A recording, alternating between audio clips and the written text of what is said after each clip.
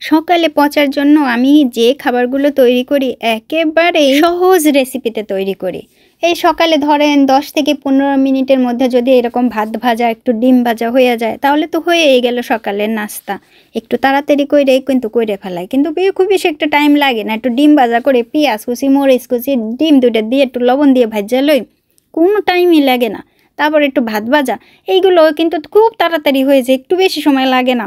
তো এই যে ডিম ভাজা আপনাদের সঙ্গে শেয়ার করে দেখাইতে এই ভিডিওটাও ছিল কিন্তু একেবারে ১৭ মিনিটের একটা ভিডিও, কাইটটা সেটা যে ১ মিনিটের কইরা দিলাম। অনেকেই বলতে পারেন অনেকক্ষণ লাগে এরকম ভাজতে, কতক্ষণ সময় নিয়ে টাইম নেয় নেয়, কিন্তু আমাদের আসলে কি এই যে কাজগুলো করতে কিন্তু খুব বেশি একটা টাইম লাগে না, তাড়াতাড়ি কইরা ফেলাই। পচার জন্য রান্না বান্না করতে আমার খুব ভালো লাগে। নিজের ছেলে বললে বলতেছি না, মানে আমার খাবার তৈরি করতে যে এত ভালো লাগে। আর পচা যেহেতু ভালো খায়, যে কোনো খাবার খাইতে দিলে মানে ভালো খায়, শুধু মাছ ছাড়া, সেহেতু আমার রান্না করতেও ভালো লাগে।